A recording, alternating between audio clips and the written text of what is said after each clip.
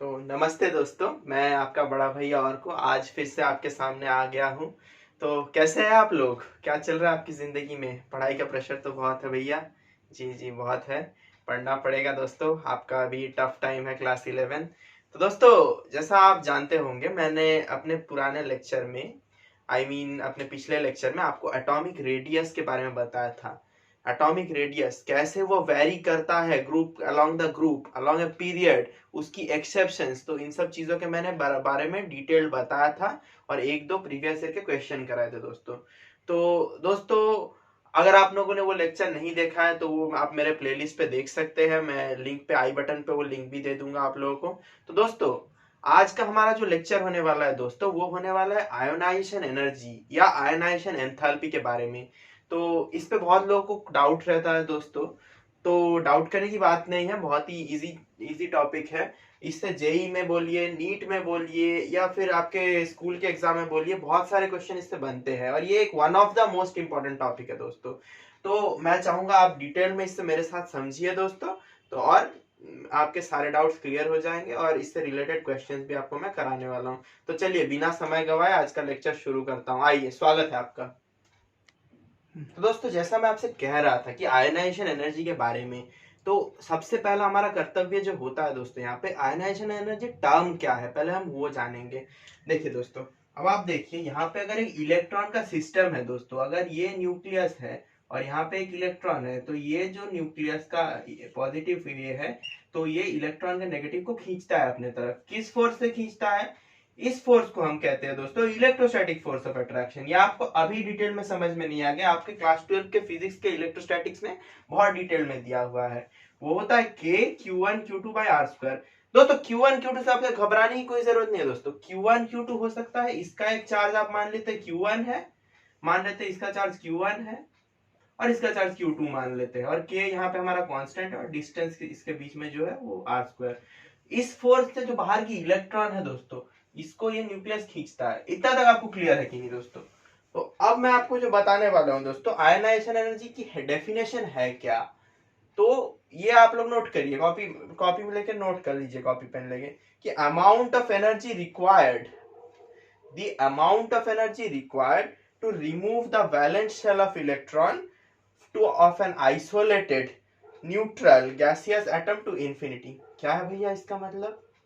देखिए देखिए दोस्तों, आइसोलेटेड गैसियस एटम हमें क्यों लेना है दोस्तों? अगर हम नॉर्मल गैसियस एटम ले लेते हैं, नॉर्मल स्टेट पे कोई एटम ले लेते हैं, तो उसपे तो दूसरे के फोर्स का भी इंटरक्शन रहेगा ना दोस्तों।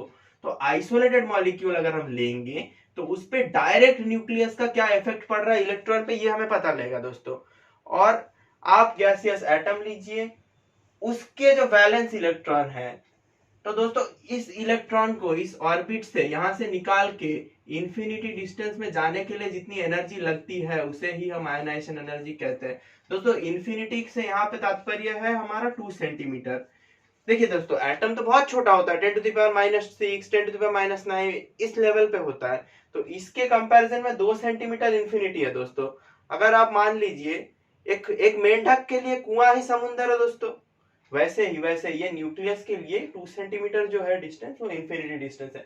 तो अभी मैं आपको साधारण भाषा में समझा देता हूं दोस्तों, कि एक इलेक्ट्रॉन को ये न्यूक्लियस के पास से आप इंफिनिटी डिस्टेंस में ले जाने के लिए जितनी एनर्जी आपको प्रोवाइड करनी पड़ेगी, जितनी एनर्जी आपको बाहर से इनपुट देनी पड़ेगी, उस एनर्जी को हम आयनाइजेशन एनर्जी कहते हैं दोस्तों। ध्यान में रखिएगा, ये बात ध्यान में रखिएगा दोस्तों। तो दोस्तों आप लोग जरा समझिए इसको, मैं आपको अभी डेफिनेशन लिख देता हूं इसका। नहीं दोस्तों, मैंने आपके लिए डेफिनेशन यहाँ पहले से लिख दिया है, आप लोग इसे नोट करिएगा। Amount of energy required to remove the valence electron of an isolated neutral gaseous atom to infinity. मैंने आपको रीजन समझा दिया क्यों। अब देखिए सपोज सोचिए, आयनाइजेशन एनर्जी का एक एक्सप्रेशन दूं मैं आपको। सपोज एक मेटल एटम है दोस्तों, ठीक है, कोई भी आप मेटल एटम इसका कंसीडर कर लीजिए, एक मेटल एटम है। तो इसमें से आप एक इलेक्ट्रॉन को निकाल रहे हैं, तो हमारे पास क्या बच रहा है, M+। और ये जो इलेक्ट्रॉन हमने निकाला दोस्तों, इसके लिए हमें एनर्जी प्रोवाइड करनी पड़ेगी। एनर्जी को हम लोग डेल्टा H से रिप्रेजेंट करते हैं केमिस्ट्री में। यही एनर्जी जो है दोस्तों, यही हमारी आयनाइजेशन एनर्जी है दोस्तों। पॉइंट टू बी नोटेड दोस्तों, यही हमारी आयनाइजेशन एनर्जी है। और एक बात मैं आपको बता दूं दोस्तों, शायद आप लोगों ने अपने प्रीवियस क्लास में भी पढ़ा होगा कि रिएक्शंस दो टाइप के होते हैं। एक होते हैं एंडोथर्मिक रिएक्शन, दूसरा हमारा होता है एक्सोथर्मिक रिएक्शन। तो बहुत लोग आपसे भूल भी गए होंगे कि भैया आप बता दीजिए क्या होता है, हमें क्लियर कॉन्सेप्शन चाहिए। तो जी सुन लीजिए यहाँ पे, देखिए एंडोथर्मिक रिएक्शन जो हमारा होता है उसमें हमारी डेल्टा एच की जो वैल्यू होती है, डेल्टा एच की वैल्यू वो होती है पॉजिटिव। या बोर्ड दिख रहा है आप लोग को जी। तो और यहाँ पे एक्सोथर्मिक की जो होती है वहां पे डेल्टा एच की जो वैल्यू होती है नेगेटिव। ये एंडो के लिए, ये एक्सो के लिए दोस्तों। अब पॉजिटिव और नेगेटिव का मतलब क्या है कि एंडोथर्मिक में दोस्तों हमें बाहर से एनर्जी प्रोवाइड करनी पड़ती है। रिएक्शन को ऑकर कराने के लिए हमें प्रोवाइड करनी पड़ती है एनर्जी। जैसे गाड़ी को चलाने के लिए हमें बाहर से पेट्रोल देना पड़ता है दोस्तों, वो होती है एंडोथर्मिक रिएक्शन दोस्तों। हमें बाहर से इनपुट देना पड़ता है, जैसे आपको पढ़ने बैठाने के लिए मम्मी पापा को आपको धक्का मारना पड़ता है दोस्तों, वो होता है एंडोथर्मिक रिएक्शन।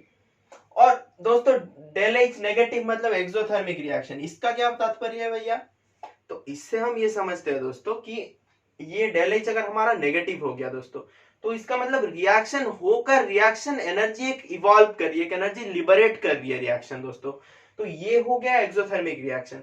तो यहाँ पे जो है दोस्तों आयनाइजेशन एनर्जी हमेशा याद रखिएगा दोस्तों, डेल एच की वैल्यू पॉजिटिव, एज इन वो एंडोथर्मिक रिएक्शन होगा। आयोनाइजेशन एनर्जी हमेशा, आयोनाइजेशन एनर्जी की जितनी भी रिएक्शन आपको दिखे दोस्तों वो हमेशा एंडोथर्मिक रिएक्शन होने वाले हैं दोस्तों। तो ये आप पॉज करके नोट करिए दोस्तों। अब इसके बाद मैं आपको सक्सेसिव आयोनाइजेशन एनर्जी के बारे में बताने वाला हूं दोस्तों। दोस्तों अगला हमारा जो सब टॉपिक है दोस्तों, सक्सेसिव आयोनाइजेशन एंथैल्पी। इससे हम क्या समझते हैं दोस्तों कि दोस्तों देखिए सक्सेसिव आयोनाइजेशन एंथैल्पी तो मैंने बता दिया था आपको, ये होगा कि मेटल का कोई भी मेटल एटम है उसमें एक इलेक्ट्रॉन आप निकालते हैं तो M प्लस हो गया। यहाँ पे इसमें आपने कोई एनर्जी दी है, ये एनर्जी आपने दी है डेल्टा एच, तो इससे एनर्जी इलेक्ट्रॉन निकल गया, M प्लस हो गया। ये हमने आपको आयनाइजेशन एनर्जी के बारे में बता दिया था दोस्तों। जरा क्लियर लिख लेता हूँ, माफी चाहता हूँ दोस्तों इंटरप्शन के लिए। देखिए ये मेटल है, यहाँ पे आपने कोई हीट दिया था, कोई भी फॉर्म ऑफ एनर्जी आपने दिया हो, यहाँ पे इलेक्ट्रॉन निकला यहाँ से तो M प्लस हुआ, ये हमारी आयनाइजेशन एनर्जी हो गई दोस्तों। अगर मैं आपसे कहूं कि मैं एक और इलेक्ट्रॉन निकालना चाहता हूं इससे, तो क्या होगा दोस्तों? हाँ जी निकालिए, बिल्कुल निकालिए। तब दोस्तों हम इससे नहीं निकालने वाले, तब हम इससे M प्लस से निकालने वाले इलेक्ट्रॉन। देखिए दोस्तों हम M प्लस पे एनर्जी देते हैं, जैसा बोल रहा हूं दोस्तों वैसे ही समझिए, चीजें बहुत कॉम्प्लेक्स हो जाएंगी नहीं तो। बहुत सारे चैप्टर्स है दोस्तों। देखिए M2 प्लस हो गया। अब मैं आपको कहूंगा कि मैं एक और बार निकालूंगा, एक और इलेक्ट्रॉन मुझे सिस्टम से निकालना है दोस्तों। M2 प्लस हो गया दोस्तों, M2 प्लस से मैं एक और इलेक्ट्रॉन निकालना चाहूंगा दोस्तों। समझ देखिए M2 प्लस है, इसमें मैंने हीट दे दिया फिर से, या एनी फॉर्म ऑफ एनर्जी मैंने दिया टू एक्सट्रैक्ट द इलेक्ट्रॉन। एक और इलेक्ट्रॉन मैंने यहाँ पे निकाल दिया, तो ये हो गया M3 प्लस। तो ये जो चीजें हैं दोस्तों ये सक्सेशन में हो रही है दोस्तों, एक के बाद एक इलेक्ट्रॉन आप निकाल रहे हो। एक इलेक्ट्रॉन आपने निकाला, दूसरा इलेक्ट्रॉन आपने निकाला, तीसरा इलेक्ट्रॉन आपने निकाला, तो इसी को हम कहते हैं दोस्तों, ये तीनों refer to as successive ionization enthalpy दोस्तों। तो उस केस में हम क्या करते हैं दोस्तों, उस केस में क्या करते हैं, उस केस में हम जो पहले रिएक्शन की जो एनर्जी है इसे हम देते हैं IE1, दूसरे की जो वैल्यू है उसको देते हैं IE2, तीसरे की जो वैल्यू है उसे हम देते हैं IE3। ये हम डिनोट करते हैं first ionization enthalpy, second ionization enthalpy, third ionization enthalpy. ये टोटल में हम कहते हैं इसे सक्सेसिव आयनाइजेशन एंथैल्पी दोस्तों। इसका डेफिनेशन उतना इंपॉर्टेंट नहीं है तो मैंने भी आपका फालतू में समय नहीं गवाया दोस्तों। देखिए दोस्तों अब आपसे मैं क्वेश्चन पूछना चाहता हूं कि आपका एक कंपैरिजन बताइए आप मुझे। यहाँ पे क्या कंपैरिजन भैया? दोस्तों देखिए दोस्तों आप मुझे बताइए IE1, IE2, IE3 में आप इसको इंक्रीजिंग ऑर्डर में सजाइए या डिक्रीजिंग ऑर्डर में सजाइए, कौन सा सबसे बड़ा होगा, कौन सा मिडिल होगा, कौन सा एकदम छोटा होगा, ये आप बताइए मुझे। आप लोग पॉज करके सोचिए, मैं 5 तक गिनूंगा, 1 2 3 4 5। चलिए दोस्तों, देखिए दोस्तों, अगर आप एक इलेक्ट्रॉन सिस्टम के बारे में सोचते हैं, जैसा मैंने आपको पहले लेक्चर में बताया था, यहाँ न्यूक्लियस है, यहाँ इलेक्ट्रॉन्स है, न्यूक्लियस इसे भी खींच रहा है, इसे भी खींच रहा है, इसे भी खींच रहा है, इसे भी खींच रहा है, इसे भी खींच रहा है, इसे भी खींच रहा है, इसे भी खींच रहा है, इसे भी खींच रहा है जी। तो मैंने अपने पिछले वीडियो पे एक एग्जांपल दिया था दोस्तों, अगर आपको याद होगा, इफ यू रिमेम्बर दैट दोस्तों, अगर अब मैंने आपको कहा था कि अगर आप घर पे दो भाई है, आपका एक भाई, आप दोनों बदमाशी करते हो तो दोनों इक्वली पापा से पिटते हो। आपका सपोज एक भाई चला गया, आपका एक भाई दिल्ली चला गया पढ़ने को, कि बाहर हॉस्टल में कहीं चला गया, अब तो मार आप ही को ज्यादा पड़ेगी, आप ही को ज्यादा पिटाई होगी, दोनों के हिस्से का पिटाई आप ही खाओगे दोस्तों। तो वैसे ही दोस्तों, इलेक्ट्रॉन जो है इस पे सब पे इक्वल इक्वल फोर्स देके, वो के Q1 Q2/r² फोर्स देके इसे न्यूक्लियस खींच रहा था अपने तरफ दोस्तों। तो अगर मैं यहां से एक इलेक्ट्रॉन हटा दूं अभी, if I remove one electron from this system, so what will happen? See, the force that will be exerted on the remaining electrons will increase, as I told you, because the force that will be exerted on the total number of electron will now be divided into remaining electron। मतलब दोस्तों कि जितने electron बचे उस पे उतना force आने वाला है। तो उसका तात्पर्य क्या है, उससे हम ये समझते हैं दोस्तों कि न्यूक्लियस बहुत ज्यादा तेजी से खींचने लगेगा इसे। अब अगर आप इससे एक इलेक्ट्रॉन निकालना चाहेंगे दोस्तों, तब आपको बहुत ज्यादा एनर्जी देनी पड़ेगी, आपको बहुत ज्यादा एनर्जी देनी पड़ेगी दोस्तों। वही है हमारा सेकेंड डायमेंशन एंथैल्पी दोस्तों, आपको मोर एनर्जी देनी पड़ती है यहाँ पे।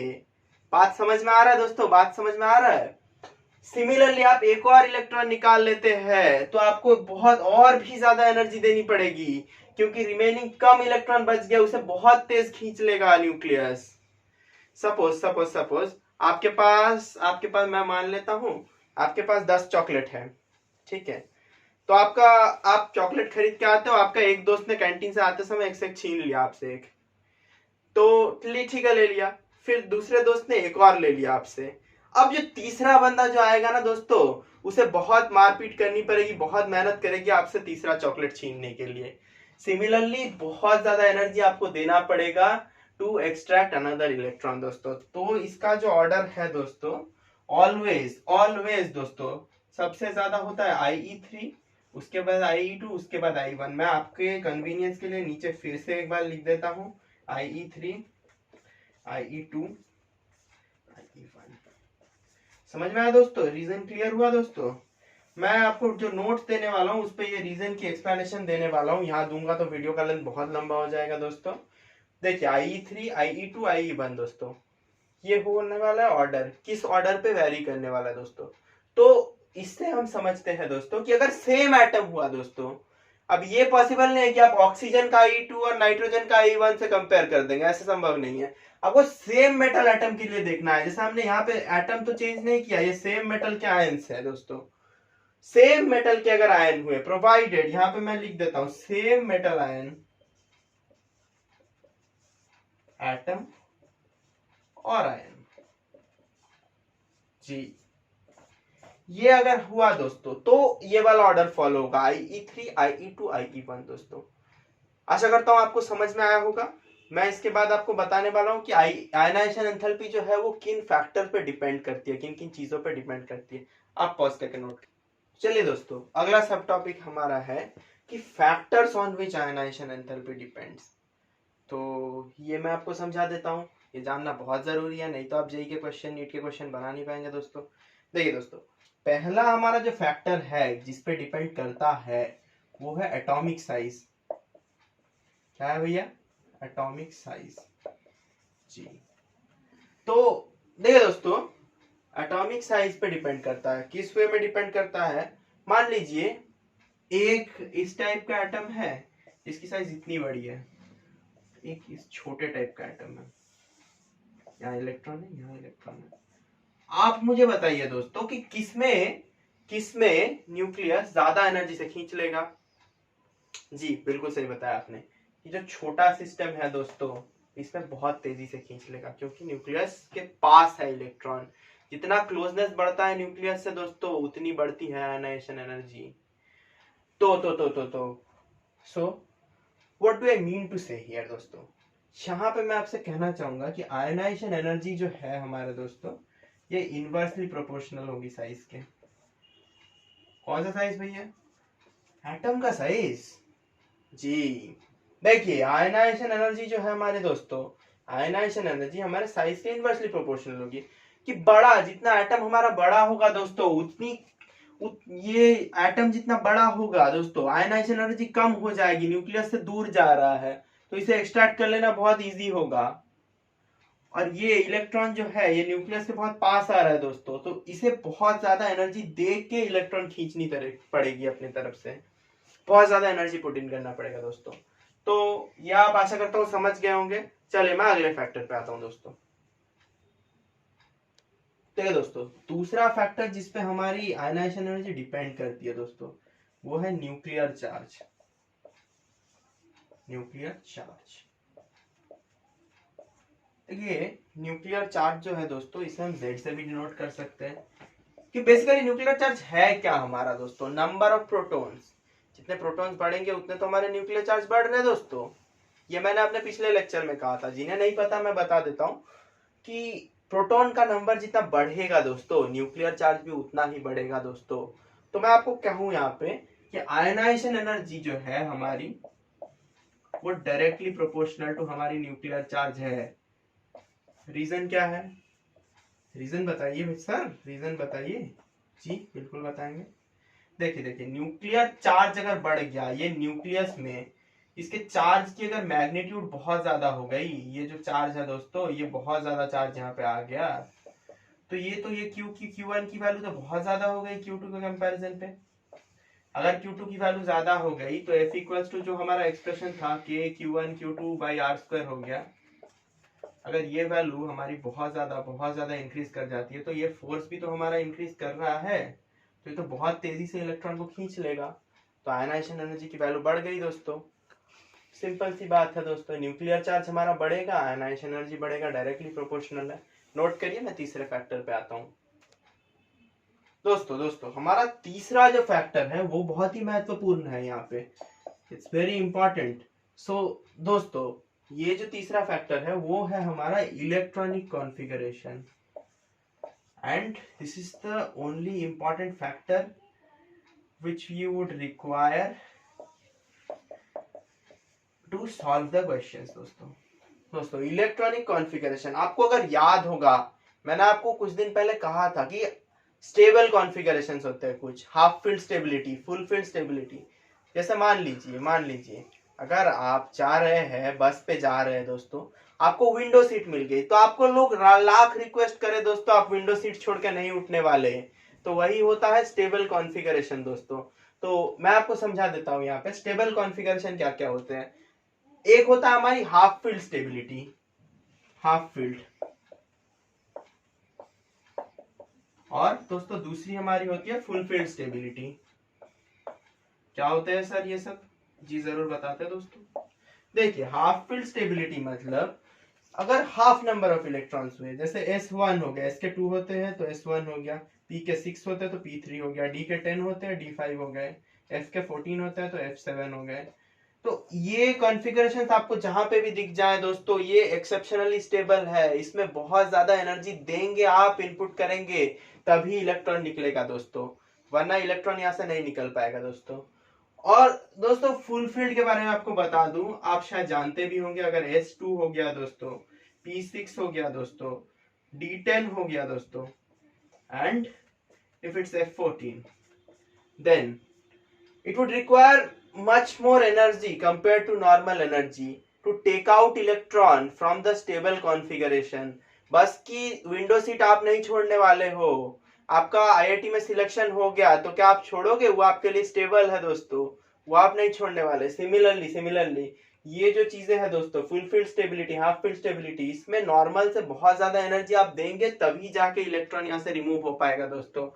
तो कहीं भी आपको हाफ फील्ड दिख जाए, कहीं भी आपको फुल फील्ड दिख जाए दोस्तों, तो आपको आंख बंद करके मानना है कि ये बहुत ज्यादा स्टेबिलिटी, इसकी आयनाइजेशन एनर्जी एनोमलसली हाई होगी। जब क्वेश्चंस कराने वाला हूं तो और क्लियर होंगे आपको, तो आप इसे नोट करिए। मैं चौथा फैक्टर आपको समझाता हूं दोस्तों। तो दोस्तों चौथा हमारा जो इफेक्ट है दोस्तों, वो होता है पेनिट्रेशन इफेक्ट। सर समझाइए हमें। जरूर समझाएंगे। पेनिट्रेशन, RATION इफेक्ट क्या होता है? सुनिए दोस्तों, अगर आप पेनिट्रेशन इफेक्ट के तहत देखेंगे दोस्तों, इससे हमें यह पता चलता है कि आयनाइजेशन एनर्जी S की ज्यादा होगी compare to P, compare to D, compare to F। तो दोस्तों सुनिए, दोस्तों सुनिए, इस पे यहाँ पे अगर साधारण व्यक्ति यहाँ पे लॉजिक क्या बताएगा कि S जो है वो न्यूक्लियस के बहुत क्लोजर है, P उसके पास है, फिर D, फिर F। तो इस हिसाब से नहीं दोस्तों, नहीं, बिल्कुल नहीं दोस्तों। आप जेई के स्टूडेंट हो, आप नीट के स्टूडेंट हो, आप साइंटिफिक आंसर्स देंगे, आप सुपरफिशियल आंसर नहीं दोगे दोस्तों। दोस्तों सुनिए, एस की जो स्फीरिकल शेप है, ये स्फीरिकल शेप के वजह से दोस्तों इसमें से इलेक्ट्रॉन निकालना बहुत मुश्किल हो जाता है। ये जो कॉम्प्लेक्स की जो शेप है दोस्तों, कंपेयर टू जो पी की जो शेप है, ऐसे वाली पी की जो शेप है दोस्तों, यहाँ से तो इलेक्ट्रॉन निकालना इजी हो जाता है ना दोस्तों। यहाँ पे तो वेल गार्डेड होता है, यहाँ से पी की शेप हो गई। अगर डी की आप शेप ले लेते हैं, ऐसे होती है, तो ये इसके ओपन स्ट्रक्चर की वजह से यहाँ से इलेक्ट्रॉन निकालना बहुत इजी हो जाता है। एफ का स्ट्रक्चर तो और भी कॉम्प्लेक्स होता है, आपको एटॉमिक स्ट्रक्चर में समझाऊंगा, यहाँ तो बना नहीं सकता मैं। ठीक है दोस्तों, तो इस कारण से, इसी को कहते हैं हम पेनिट्रेशन इफेक्ट दोस्तों। इलेक्ट्रॉन यहाँ पे आप पेनिट्रेट करके निकाल नहीं सकते दोस्तों, यहाँ से इसकी शेप के वजह से, ना कि क्लोजनेस के वजह से। एस की ज्यादा, पी की, फिर डी की, फिर एफ की दोस्तों। आशा करता हूं आपको समझ में आया है। अगले टॉपिक पे मूव करते बिना समय गवाए आप पॉज करके नोट करिए दोस्तों। दोस्तों अगला जो हमारा सब टॉपिक है, वेरिएशन ऑफ आई। देखिए दोस्तों, हमने आपको एटॉमिक रेडियस के केस पे भी वेरिएशन पढ़ाया था। आयनाइजेशन एनर्जी जो एक और प्रॉपर्टी है, इसके केस पे भी हमें वेरिएशन जानना जरूरी है कि दोस्तों ये अलोंग द पीरियड कैसे, लेफ्ट टू राइट कैसे वेरी करता है। हम पहले एग्जांपल लेते हैं अलोंग द पीरियड का।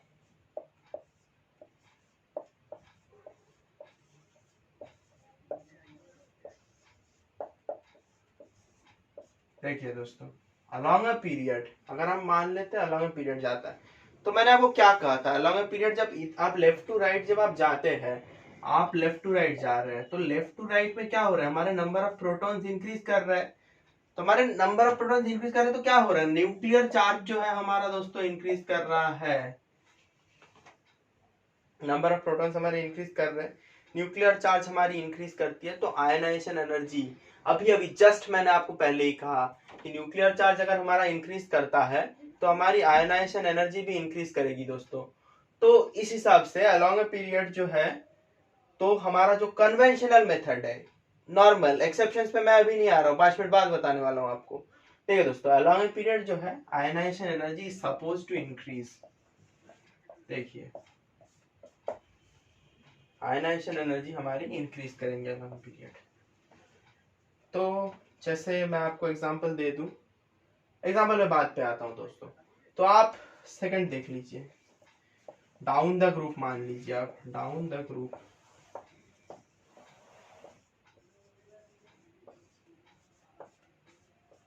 तो ग्रुप के नीचे क्या होता है दोस्तों, ग्रुप पे क्यों साइज बढ़ता है। मैंने आपको बताया था एटॉमिक रेडियस पे कि नंबर ऑफ शेल्स बढ़ रहे हैं। तो अगर पहले में इतने सेल्स हुए, दूसरे में इतने, दूसरे में इतने, फिर इतने, तो आपको मैंने अभी कहा एटॉमिक रेडियस अगर बढ़ रहा है तो आयनाइजेशन एंथैल्पी जो है वो घट जाएगा दोस्तों। साइज के साथ तो इनवर्सली प्रोपोर्शनल, जस्ट मैंने आपको समझाया अभी, इसी का एप्लीकेशन है दोस्तों। ठीक है दोस्तों, तो इसमें डाउन द ग्रुप जो होता है, साइज इंक्रीज करता है, साइज इंक्रीज करने से क्या होगा, आयनाइजेशन एनर्जी जो है सपोज टू डिक्रीज। ये हमारा होता है नॉर्मल वेरिएशन दोस्तों, कि नॉर्मली क्या होता है, जनरली ये ट्रेंड है। अगर आपको कोई कहे कि अलोंग अ पीरियड क्या होता है, तो अलोंग अ पीरियड इंक्रीज करता है। डाउन द ग्रुप क्या होता है, डाउन द ग्रुप डिक्रीज करता है। ये नॉर्मल है दोस्तों, ये आप चाहे तो नोट भी कर सकते हैं, चाहे तो नहीं भी नोट कर सकते हैं। पर मैं आपको सजेस्ट करूंगा कि मैं अपने मेरे लेक्चर का मैंने पहले भी कह चुका है, मैं मेरे जो लेक्चर का दोस्तों आप एक एक पार्ट अगर डिटेल में अगर आपने नोट्स बनाएंगे तो बहुत आपको बेनिफिट मिलेगा दोस्तों। 2-3 दिन में मैं आपको डिटेल नोट्स देने भी वाला हूँ, इसके वीडियो का डिस्क्रिप्शन में या फिर कमेंट सेक्शन में पिन कर दूंगा। तो उस पे कोई चिंता करने की जरूरत नहीं। लेकिन अगर आप खुद नोट्स बनाएंगे ना दोस्तों, तो आपको ये मेमोरी में ये चीज जो है कि जो सर ने अभी पढ़ाया, तो आपके मेमोरी में कि भैया ने पढ़ाया, ये मेमोरी पे क्लिक करके रह जाएगा। जब आप पढ़ेंगे आप याद करेंगे कि तो हाँ, इस समय पढ़ाया गया था, मुझे याद रह जाएगा दोस्तों। तो इसलिए आपका शुभ चिंतक हूं, तो आपका भलाई मैं चाहता हूं दोस्तों। तो आइए आप पॉज करके एक बार नोट कर लीजिए, इसके बाद मैं एक्सेप्शंस पे आता हूं दोस्तों। देखिए दोस्तों, मैं आपको अब जो कहने वाला हूँ एक्सेप्शंस, जैसा हमेशा कहता हूँ आज भी कहूंगा दोस्तों, जेई नीट के एग्जाम में सिलेक्शन चाहिए, एक्सेप्शंस तो पढ़ना ही पड़ेगा दोस्तों। एक्सेप्शन से ही एग्जामिनर आपको सवाल देने वाला है, सीधा सवाल तो आपको उठा के देने नहीं वाला, तो एक्सेप्शंस जानना बहुत जरूरी है।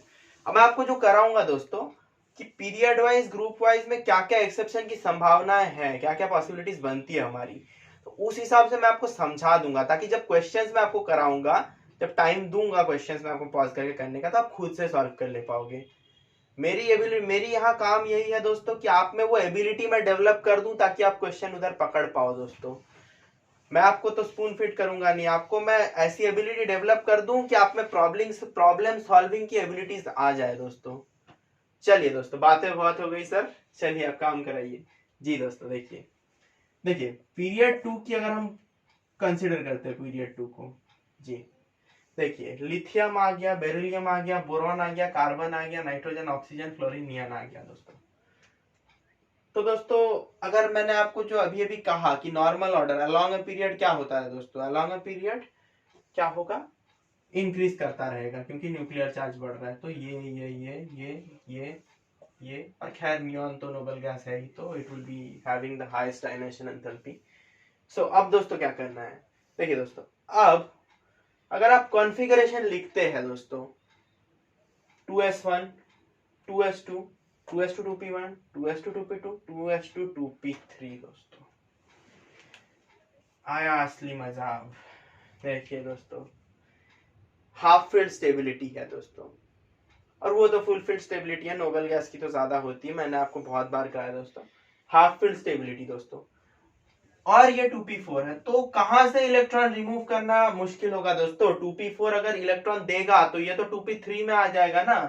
2p4 अगर इलेक्ट्रॉन रिमूव कर रहा है ना यहाँ से, तो ये तो 2p3 में आ गया, 3 तो हाफ फील्ड स्टेबिलिटी है, तो ये तो चाहेगा इलेक्ट्रॉन रिलीज करना, तो इस पे तो आपको कम एनर्जी देना पड़ेगा कंपेयर टू 2p3 में, क्योंकि 2p3 में तो दोस्तों हाफ फील्ड है ना, विंडो सीट तो आप छोड़ोगे नहीं दोस्तों। और इसको मिल रहा है चांस कि आप खड़े हो, आपको विंडो सीट पे बैठने का मौका मिल रहा है, तो उस पे तो ज्यादा आपको कहना नहीं पड़ेगा, आप बैठिए, जी बैठ लेंगे, कोई दिक्कत नहीं है, बैठ लेंगे। लेकिन आपको अगर कहा जाए आप विंडो सीट छोड़ के उठिए, तब तो आप बोलेंगे नहीं, क्यों उठेंगे, आप तो रिवॉल्ट करने की कोशिश तो करेंगे ना दोस्तों। तो उस हिसाब से ही दोस्तों ये क्या होगा कि नाइट्रोजन की यहाँ पे शिफ्ट हो जाएगी दोस्तों। Nitrogen will be in place of oxygen, पहला एक्सेप्शन दोस्तों। बहुत ज्यादा इंक्रीज नहीं होगी दोस्तों, बहुत ज्यादा एकदम 100 किलो जूल 200 किलो जूल का डिफरेंस हो गया, ऐसा नहीं दोस्तों, अ माइल्ड डिफरेंस। ऑक्सीजन से नाइट्रोजन की इलेक्ट्रॉन निकालने की एनर्जी जो होगी ज्यादा होगी दोस्तों। समझ गए हैं आप, नोट करिए, मैं दूसरे एक्सेप्शन पे आता हूं दोस्तों। पीरियड 3 में भी सेम लॉजिक फॉलो होगा, मैं और यहाँ पे कॉन्फ़िगरेशन लिखूंगा, आपका टाइम वेस्ट बर्बाद नहीं करना चाहता मैं। या sodium, magnesium, aluminium, silicon, phosphorus, sulphur, chlorine, argon हो गया, तो इसका ऑर्डर होगा sodium, aluminium, magnesium, silicon, sulphur, phosphorus, fluorine, argon. Argon तो दोस्तों नोबल गैस है, यहाँ पे एक्स्ट्रा स्टेबिलिटी होगी दोस्तों। और बाकी जो रीजन था दोस्तों, हाफ फील्ड स्टेबिलिटी की वजह से, हाफ फील्ड की स्टेबिलिटी मिल रही है यहाँ पे।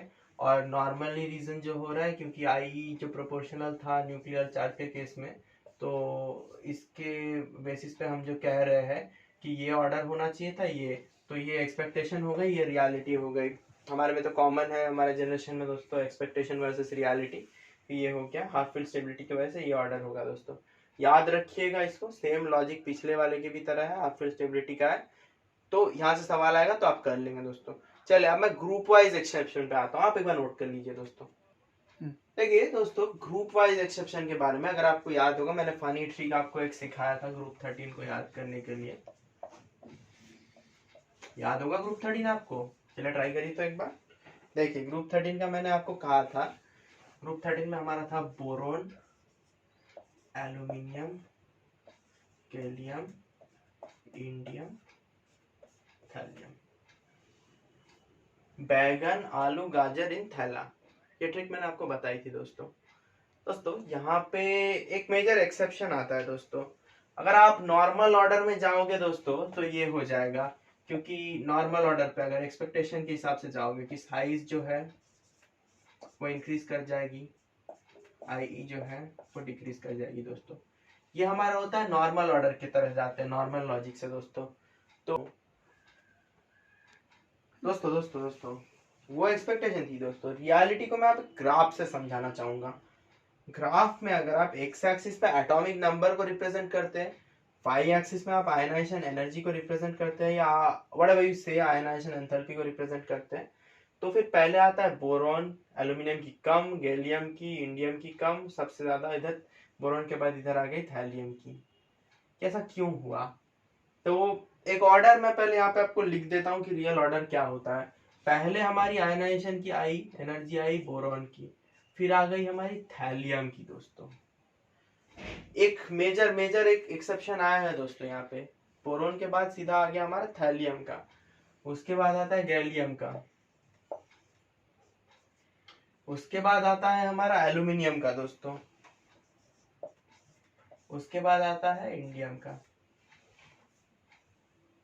ये क्यों हुआ दोस्तों? ये रियलिटी है दोस्तों। अब सबसे पहले मैं आपको एक बात कहना चाहूंगा दोस्तों कि यहाँ पे आपको मैंने एक चीज समझाया था, लैंथेनॉइड कॉन्ट्रैक्शन, अगर आपको याद होगा तो। लैंथेनॉइड कॉन्ट्रैक्शन में दोस्तों हमने आपको जो समझाया था, अभी डिटेल में तो समझा नहीं सकता, पिछले वीडियो में समझाया था दोस्तों, तो मैं आपको यहाँ शॉर्ट में बताऊंगा। लैंथेनॉइड कॉन्ट्रैक्शन दोस्तों, एफ की जो शील्डिंग इफेक्ट होती है दोस्तों, मैंने आपको एग्जांपल दिया था कि बाहर के इलेक्ट्रॉन को खींच ले रहा है, अंदर के इलेक्ट्रॉन बचा रहे उसको। तो एफ में जो दोस्तों होती है ना, एफ में बचाने की एबिलिटी, शील्डिंग पावर बहुत कम होती है, तो इलेक्ट्रॉन को खींच लेता है। थैलियम जब तक पहुंचता है एफ ब्लॉक तक आ जाता है, तो लैंथेनॉइड कॉन्ट्रैक्शन यहाँ पे वर्क कर जाएगा। मैं आपको एग्जांपल दिया था कि आपको कोई पीटने वाला है, अगर आपको बचाने वाला बड़ा भैया आपका बड़ा स्ट्रांग नहीं हुआ तो आप तो पिट जाओगे, वही ना दोस्तों।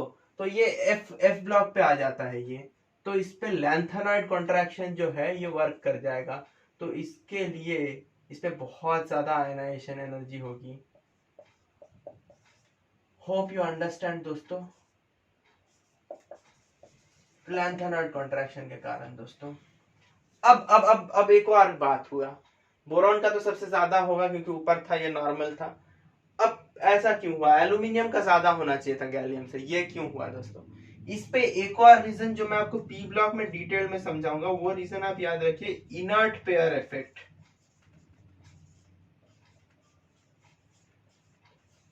अभी ये टॉपिक इनर्ट पेयर इफेक्ट आपको समझाने जाऊंगा तो बहुत बड़ा हो जाएगा दोस्तों। आप अभी के लिए इतना जान के रखिए, इनर्ट पेयर इफेक्ट, आप लिख के आएंगे फुल मार्क्स मिलेगा आपको दोस्तों। तो इनर्ट पेयर इफेक्ट के कारण गैलियम का जो है वो बढ़ गया इसके कारण। और आपको अगर सिंपल भाषा में समझाऊं दोस्तों, तो आप समझ लीजिए, आप जान लीजिए, ये एक फैक्ट है। और क्यू टू गैलियम का जो इनर्ट पेयर इफेक्ट के कारण गैलियम का जो रेडियस है वो क्या होता है, एल्यूमिनियम से कम होता है। ये एनसीईआरटी में आपको प्रश्न मिल भी जाएगा, वही atomic radius of gallium is less than aluminium although it is below aluminium in the group. तो आपको तो पता है नीचे जाने से साइज बढ़ता है दोस्तों, मगर यहाँ पे बात ये है कि गैलियम का साइज जो है एल्यूमिनियम से कम है, तो कम अगर साइज हुआ तो आयनाइजेशन एनर्जी तो ज्यादा होगी दोस्तों। तो इसी कारण एल्यूमिनियम से गैलियम की ज्यादा हुई, उसके बाद आई इंडियम की। ये बड़ा कॉम्प्लेक्स है दोस्तों, ये जो ग्रुप 13 का मैंने आपको बताया दोस्तों, ये बड़ा कॉम्प्लेक्स है। इसे आप अच्छे से समझिए, नोट करिए, ग्राफ के थ्रू आप याद रखिए दोस्तों। ये बोरॉन का सबसे ऊपर होगा, मैं बता देता हूँ एक बार ठीक से फॉर योर अंडरस्टैंडिंग। मैं एक बार और बना देता हूँ। पहले बोरॉन की होगी, उसके बाद आप देख लीजिए, ऐसे डॉट डॉट डाल के देख लीजिए, थाइलियम की होगी, उसके बाद गैलियम की होगी, उसके बाद एल्यूमिनियम की होगी, इंडियम की सबसे नीचे होगी। मैं इसको नीचे थोड़ा कर देता हूँ ताकि आप समझे अच्छी तरह से ये क्या हो रहा है दोस्तों।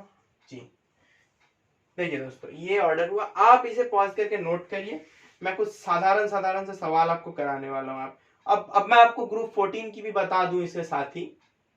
जी यहाँ काम बताऊंगा दोस्तों। दोस्तों नोट कर लीजिए, मैं साथ में उधर ग्रुप 14 की लिखूंगा। दो इजी सवाल आपको कराने वाला हूँ दोस्तों। दोस्तों ग्रुप 14 पे अगर मैं आ जाऊं दोस्तों, तो ग्रुप 14 में आपको बताना चाहूँ क्या थे elements. Carbon, silicon, helium, tin, lead. Kashi गए संत प्रभु, याद होगा आपको दोस्तों। तो एक्सपेक्टेशन के हिसाब से जाएंगे तो ऐसा होगा, ऐसा होगा, ऐसा होगा, ऐसा होगा। सेम यहाँ पे अगर आप रियलिटी पे देखेंगे तो यहाँ पे ऐसा है, ऐसा है, कार्बन आता है। कोई चेंजेस नहीं है दोस्तों, ज्यादा कुछ चेंजेस यहाँ पे नहीं है। सिर्फ यहाँ पे जो टीन के जगह यहाँ पे लेड आ जाएगा। यहाँ पे ग्रुप 14 में दोस्तों इनर्ट पेयर इफेक्ट काम नहीं करते, यहाँ आपको डरने की जरूरत नहीं है। वो ओनली फॉर ग्रुप 13 होता है दोस्तों। स्पेसिफिकली यहाँ पे ओनली लैंथेनॉइड कॉन्ट्रैक्शन का इफेक्ट होगा, क्योंकि लेड तक जो लैंथेनॉइड कॉन्ट्रैक्शन हो गया था, एफ की शील्डिंग इफेक्ट कम थी दोस्तों। इसके लिए इलेक्ट्रॉन को न्यूक्लियस ने अपने तरफ बहुत जोर से पुल कर लिया। तो इस पे भी आप रीजन लिखोगे लैंथेनॉइड कॉन्ट्रैक्शन। ये एक्सपेक्टेशन थी आपकी जी, और ये जी थी क्या हमारी रियलिटी। समझ रहे होंगे आप लोग दोस्तों, ये आप नोट करिएगा। तो आशा करता हूँ समझ में आया आपको। तो मैं यहाँ सवाल लेके आया हूँ आपके लिए। तो आपको मुझे बताना पड़ेगा यहाँ पे आयनाइजेशन एनर्जी से आपको कंपेयर करना है। ऑक्सीजन का 8 इलेक्ट्रॉन है, नाइट्रोजन का 7 इलेक्ट्रॉन है। आप लोग पॉज करके इसको ट्राई करिए, मैं 5 तक गिनूंगा। 1 2 3 4 5 दोस्तों। इसकी फर्स्ट सेकंड थर्ड तक आप लोग कंपेयर करिए ऑक्सीजन की और नाइट्रोजन की दोस्तों। तो ऑक्सीजन की अगर मैं कॉन्फ़िगरेशन लिखता हूँ, 8 इलेक्ट्रॉन है तो 1s2 2s2 2p4, 8 हो गया इलेक्ट्रॉन। नाइट्रोजन की मैं अगर लिखता हूँ तो 1s2 2s2 2p3 दोस्तों। तो पहला जो हमें इलेक्ट्रॉन निकालना पड़ेगा दोस्तों ऑक्सीजन से, ऑक्सीजन प्लस का, यहाँ इलेक्ट्रॉन हमने निकाल दिया दोस्तों। तो यहाँ पे P4 से P3 आ रहा है दोस्तों, P4 से P3 आपको विंडो सीट मिल रहा है दोस्तों। तो यहाँ एनर्जी बहुत कम लगेगी। लेकिन दोस्तों नाइट्रोजन से अगर आपको इलेक्ट्रॉन निकालना पड़े, N+ आपको करना पड़े दोस्तों, तो यहाँ पे एनर्जी बहुत ज्यादा लगेगी। तो IE1, यहाँ से कंक्लूजन आता है IE1 of nitrogen greater than IE1 of oxygen. पहला कंक्लूजन ये निकल के आता है यहाँ से दोस्तों पहला कंक्लूजन हमारा ये यहाँ से निकल के आता है। अब अगर हम सेकंड आयनाइजेशन एंथैल्पी की बातें करें दोस्तों, समझ तो गए होंगे आप लोग सक्सेसिव आयनाइजेशन एंथैल्पी दोस्तों। सेकंड की अगर बात करें दोस्तों तो O+ हो जाएगा उस समय दोस्तों, P4 के जगह P3 आ जाएगा दोस्तों इधर। तो ये O+ हो जाएगा, यहाँ इलेक्ट्रॉन निकालेंगे O2+ हो जाएगा। और सिमिलरली ये जो है P3 के जगह P2 हो जाएगा दोस्तों। यहाँ पे इलेक्ट्रॉन निकालेंगे, N+ से इलेक्ट्रॉन यहाँ निकलेगा तो ऐसे होगा। तो यहाँ पे जो हमारा रीजन होगा दोस्तों, यहाँ पे देखिए दोस्तों, यहाँ पे इसको हाफ फील्ड स्टेबिलिटी मिल गई फिर से, इसको अब विंडो सीट मिला हुआ है। तो ये विंडो सीट तो छोड़ेगा नहीं, हाफ फील्ड स्टेबिलिटी है। हाफ फील्ड की आयनाइजेशन एंथैल्पी बहुत ज्यादा आपको देनी पड़ेगी तभी आप निकाल पाओगे दोस्तों। तो अब यहाँ पे P2 हो चुका है, P2 से P1 जाएगा, उतनी नॉर्मल कॉन्फ़िगरेशन है, उतनी ज्यादा तो एनर्जी लगेगी नहीं। So due to half field stability ionization energy of O+ is more than N+, या फिर आप कह सकते हो IE2 of nitrogen would be less than IE2 of oxygen। Note करिए दोस्तों, बहुत ही इंपॉर्टेंट बात है दोस्तों, ये आप नोट करिए पॉज करके। इसके बाद मैं एक और सवाल आपको देने वाला हूँ। चलिए दोस्तों, दोस्तों अब मैं आपको एक सवाल दूंगा कि कंपेयर, क्या कंपेयर करना है सर? कंपेयर आईईज, मतलब IE1 IE2 IE3 of oxygen, oxygen plus O2 plus. आप लोग खुद में पॉज करके इसको ट्राई करिए दोस्तों, मैं 5 तक गिनूंगा, 1 2 3 4 5। जी, ऑक्सीजन में तो मैंने आपको कहा था 8 इलेक्ट्रॉन थे दोस्तों, S2 2s2 2p4। O plus में मैंने कहा था 7 थे, 1s2 2s2 2p3। और O2 प्लस में मैंने कहा था 6 इलेक्ट्रॉन थे दोस्तों, 1s2 2s2 2p2। दोस्तों तो अब मैं आपको जो कहने वाला हूं दोस्तों कि इससे आप इलेक्ट्रॉन निकाल लेंगे ऑक्सीजन से। एक इलेक्ट्रॉन अगर आप यहाँ से सब्ट्रैक्ट कर लेते हैं, O प्लस बना, ये जो है यहाँ E1 लगा रहे हैं, एक आयनाइजेशन एंथैल्पी आप लगा रहे हैं, फिर O प्लस से आप एक और इलेक्ट्रॉन यहाँ से निकाल ले रहे हैं दोस्तों, O2 प्लस बन रहा है, सम एनर्जी यहाँ पे आप दे रहे हैं दोस्तों। सिमिलरली O2 प्लस जो है दोस्तों, यहाँ से आप एक और बार इलेक्ट्रॉन निकाल रहे हैं दोस्तों जी, O3 प्लस बन रहा है, और ये हो रहा है दोस्तों। तो जैसा कि आपको पता है दोस्तों, P4 से P3 में आने में तो ज्यादा एनर्जी आपकी लगेगी नहीं, सिमिलरली P3 से इलेक्ट्रॉन निकालने में बहुत ज्यादा एनर्जी लगेगी, तो P2 से तो बहुत, फिर से एक और बार एनर्जी ज्यादा लगेगी। तो यहाँ से आपका निकल आता है कि ये एनर्जी कम है, ये उससे ये मिडिल वाली, और ये जो यहाँ पे आयनाइजेशन एनर्जी जो लग रही है यहाँ पे दोस्तों, यहाँ सॉरी मैंने इलेक्ट्रॉन लिख दिया था, इलेक्ट्रॉन तो यहाँ था, यहाँ पे एक आयनाइजेशन एनर्जी जो है ये सबसे हाईएस्ट है। तो डोंट यू थिंक दोस्तों कि यही तो इसके IE1 IE2 IE3 है दोस्तों, ये इसका IE1 है, ये IE2 है, IE3 है, यही तो इसके सक्सेसिव आयनाइजेशन एंथैल्पी है दोस्तों। आपको अलग से चेक करने की जरूरत नहीं है यहाँ पे। अगर सेम एलिमेंट हुआ दोस्तों, फॉर सेम एलिमेंट, अगर सेम एटम हुआ या सेम एलिमेंट हुआ दोस्तों, तो ऑलवेज आप याद रखिए कि IE3 greater than IE2 greater than IE1, always दोस्तों, ये याद रखिए, ये एकदम ट्रूथ है दोस्तों। फॉर सेम एलिमेंट में आपको चेक करने की जरूरत नहीं है, सेम एटम में आपको चेक करने की कोई जरूरत नहीं है दोस्तों। यही इसका IE1 है, यही इसका IE2 है, यही इसका IE3 है, तो यहाँ पे अलग से आपको दिमाग लगाने की जरूरत नहीं, सेम में आप यही लॉजिक लगाएंगे दोस्तों। तो इसी के साथ आज के वीडियो के समाप्ति पे आता हूँ। वीडियो का लेंथ तो लंबा हो गया होगा दोस्तों, फिर तो मैं आपको कहना चाहूंगा हमेशा की तरह आज अलविदा लेता हूँ दोस्तों। अगले वीडियो पे दोस्तों, अगला जो वीडियो कल आने वाला है दोस्तों, उस पे मैं आपको क्वेश्चंस कराने वाला हूँ, जैसा एज आई प्रॉमिस्ड।